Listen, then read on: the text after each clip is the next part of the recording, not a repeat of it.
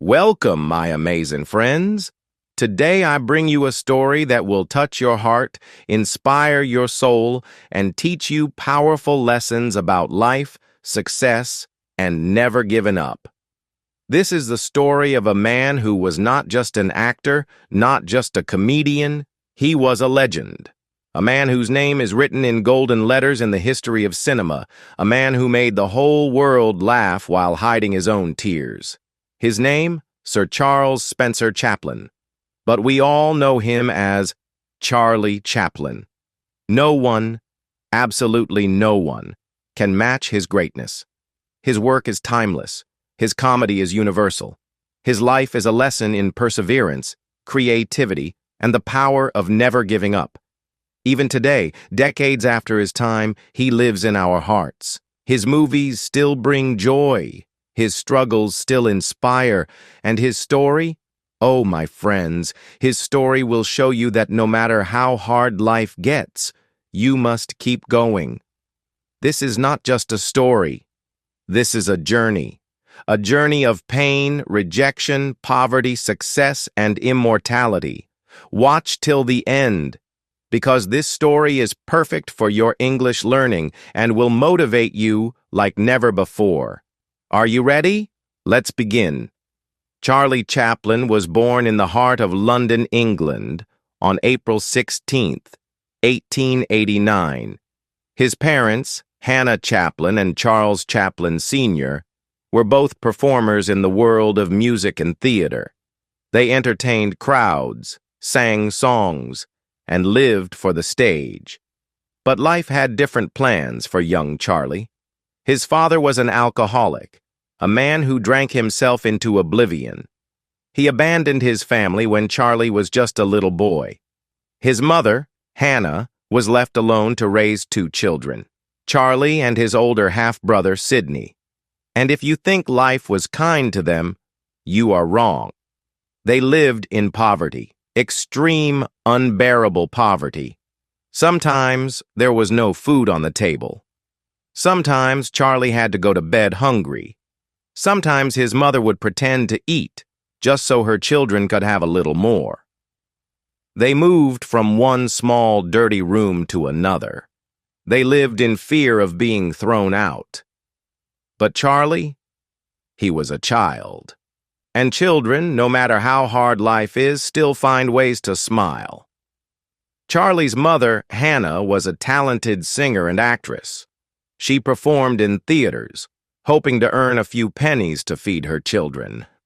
Charlie loved watching her. He would sit backstage mesmerized, dreaming of one day standing in front of an audience. But fate struck again. One terrible night while performing in a theater, Hannah lost her voice. She could not sing. She tried, but her voice was gone. The audience shouted. They threw things at her. They wanted her off the stage. And then something magical happened. A little boy, just 5 years old, walked onto the stage. Charlie. He picked up the microphone. He sang. He danced. And the crowd? They roared with laughter. They clapped. They cheered. That was the first time Charlie performed in front of an audience. The first time he felt the magic of making people laugh. And deep inside, he knew, this is what I was born to do. But life was cruel. After many years of being poor, hungry, and sad, Charlie's mother lost her mind. She was sent to a mental hospital. Charlie and his brother were left alone with no family, no money, and nowhere to go. They became street children, wandering, begging, fighting for survival. Imagine this. A small boy, cold and hungry, walking the streets of London, looking through trash cans for food. That was Charlie Chaplin. But did he give up? No. Did he lose hope? Never. He kept going, because he had a dream. And my friends, this is where his real journey begins. Charlie Chaplin was now just a small, hungry, and abandoned boy walking the streets of London. He had no home, no parents to care for him, no money, and no idea where his next meal would come from. He and his older brother Sidney were forced to live in workhouses, terrible places where poor people were sent to work in exchange for food and shelter. These places were cold, cruel, and full of suffering. Charlie was just 7 years old when he first entered one of these workhouses. Imagine a child, so small, so innocent, being thrown into a world of hard labor and pain. He was separated from Sidney and sent to another workhouse alone. And when he finally returned to his mother, she was even sicker than before. Her mind was slipping away. Sometimes she didn't even recognize Charlie. Charlie watched as doctors dragged her to a mental hospital. He screamed, he cried, but he was powerless. She was gone. Charlie was truly alone. A boy with a dream, but even in his pain, he had something powerful inside him. A dream. Charlie wanted to perform. He wanted to be on stage, just like his mother. He wanted to make people laugh, to entertain them, to bring joy to a world that had been so cruel to him. But where would a poor homeless boy go? How would he even start? The first steps towards the spotlight. Charlie knew he had only one option: to work and fight for his dream. He was still a child, but he started looking for small jobs. He washed dishes, delivered newspapers, and even worked as a toy maker. But no matter what job he did, his heart was always on the stage. Then one day he saw a group of street performers acting and making people laugh. Something inside him told him, "This is it. This is my chance." So he joined them. He started performing on the streets, dancing, singing, doing small comedy acts. At first, no one cared. People just walked past him. But Charlie didn't give up. He kept performing. He kept improving.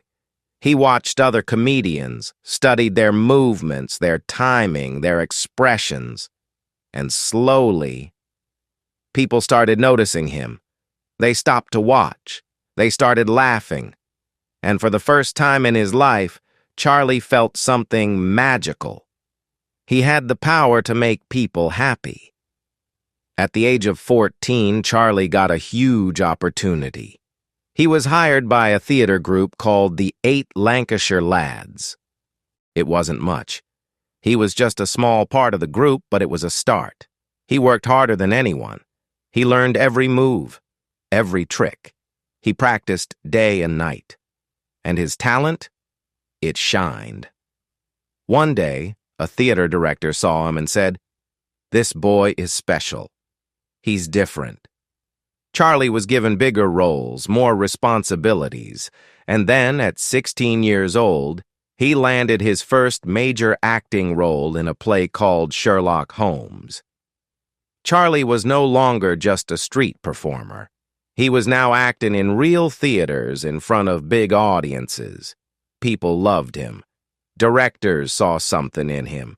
His expressions, his movements, his ability to make people feel emotions without even saying a word. And then, something happened that would change his life forever. Hollywood came calling.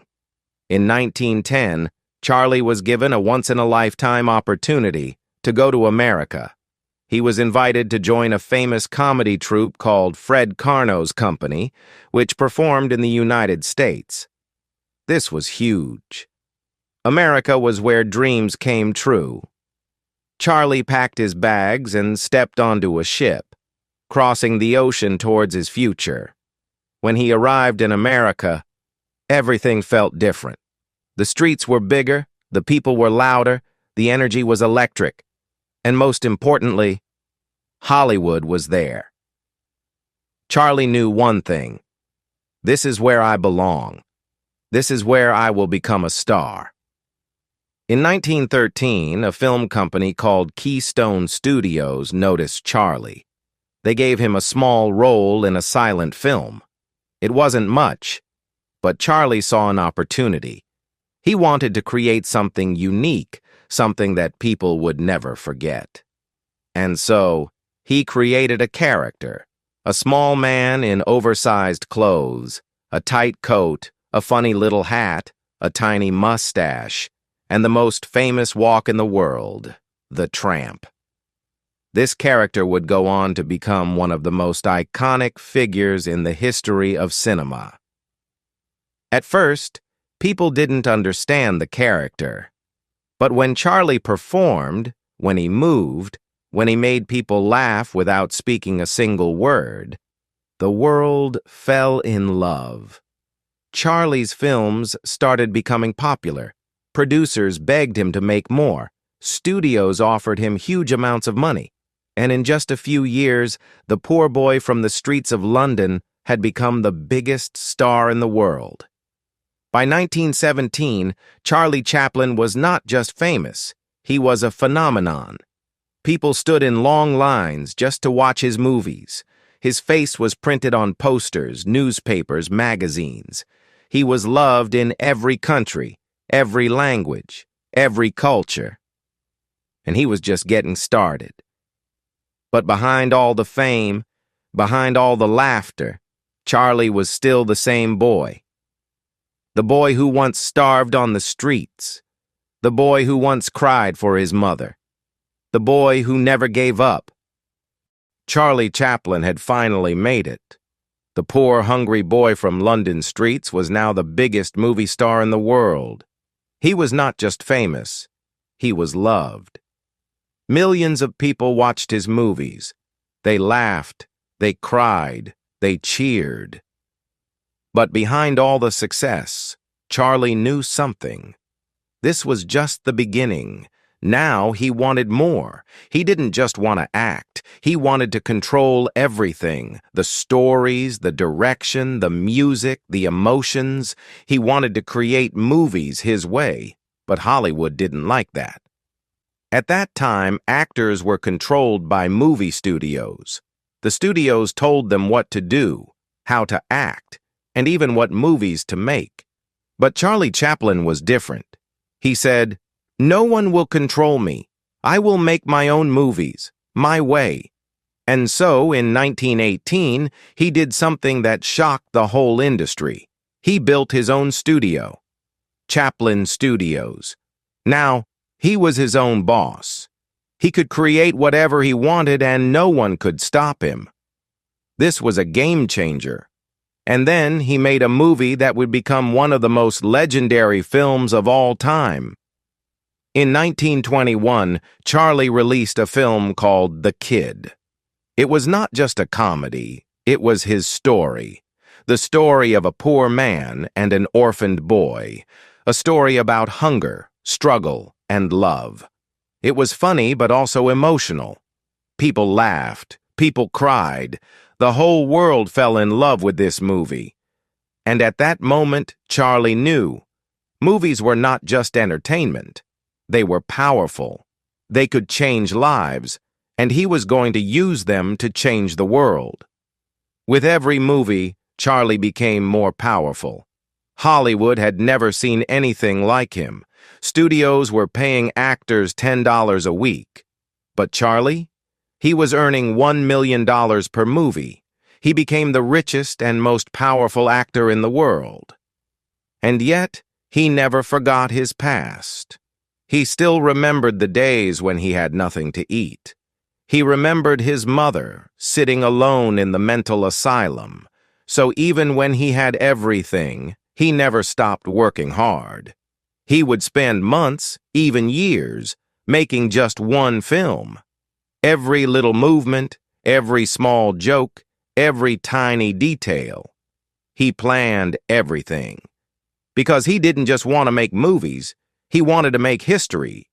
And then he did something no one believed was possible. By the late 1920s, Hollywood was changing. A new kind of movie had arrived, movies with sound. For the first time, actors could speak on screen. Silent films were dying. Everyone told Charlie, "Forget silent movies, start making talking films." But Charlie refused. He said, "Movies don't need words. Emotions are more powerful than words." And in 1931, when the world thought silent movies were dead, he released City Lights.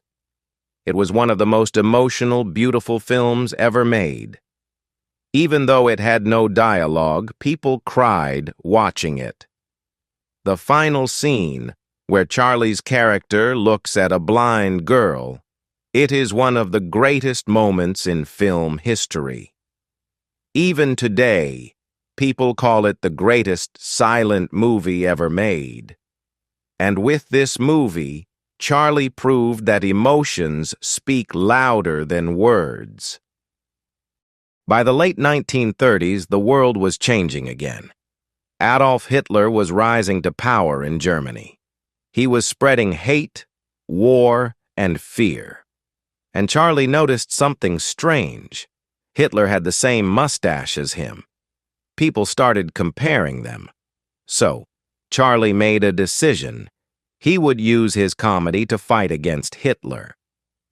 In 1940, he made a movie called The Great Dictator. It was his first talking movie. And it was not just a comedy. It was a message to the world.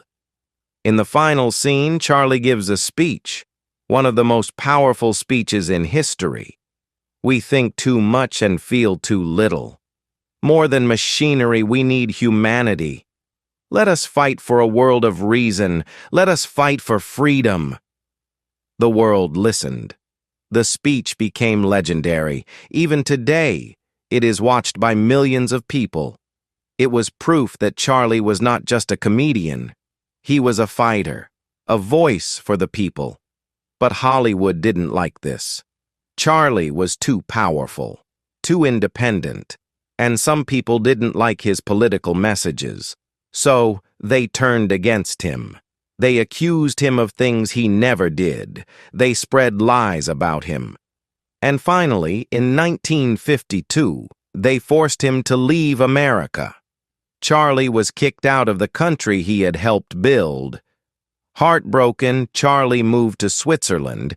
He stopped making movies. He lived a quiet life with his family. But the world never forgot him. Then, in 1972, after 20 years, Hollywood realized their mistake. They invited Charlie back.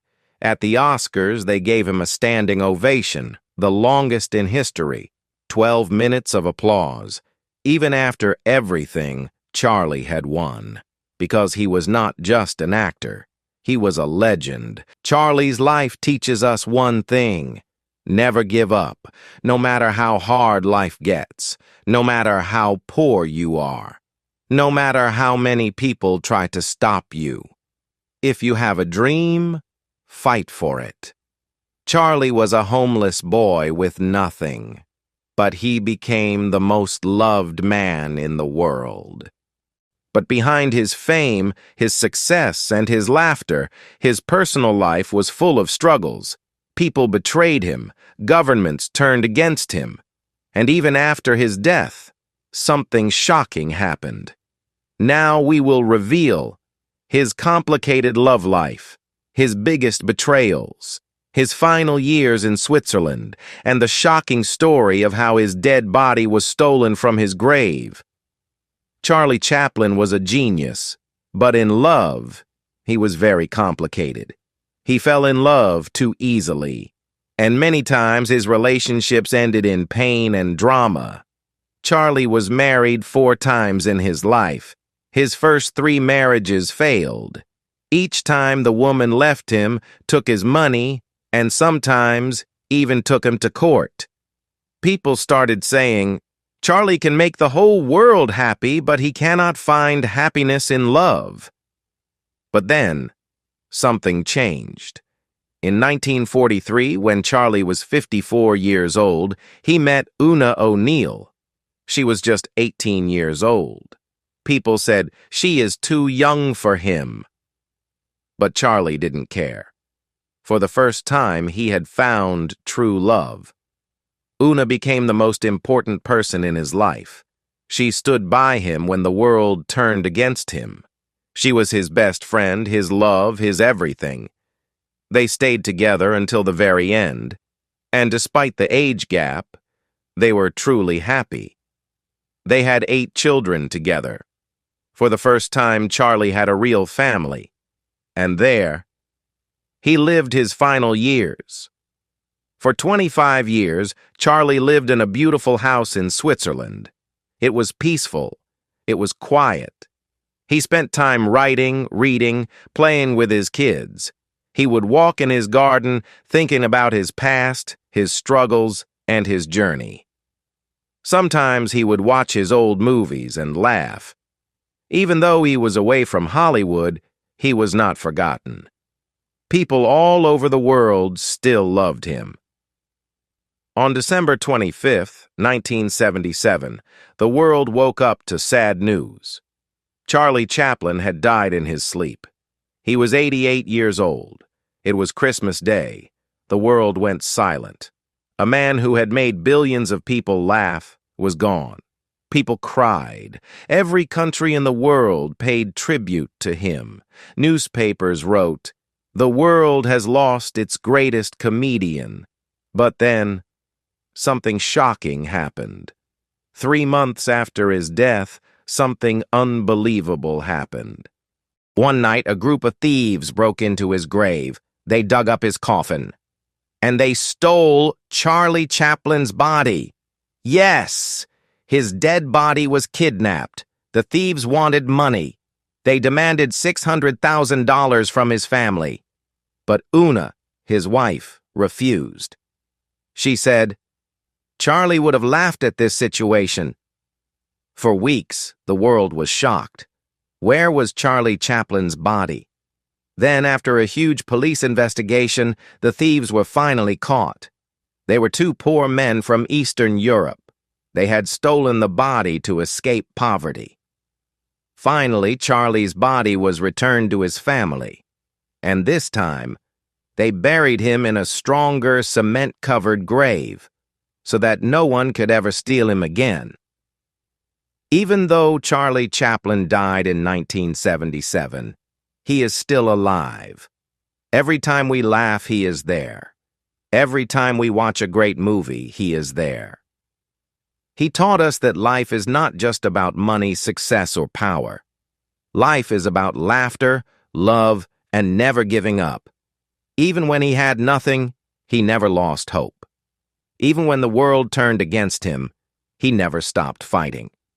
Charlie Chaplin is not just a name. He is an emotion. He is the greatest comedian in history, and his story will inspire generations to come. So if he can do it, so can you. Dream big, work hard, and one day, your story will inspire the world. Charlie Chaplin's story is over, but his lessons, his movies, and his spirit will live forever.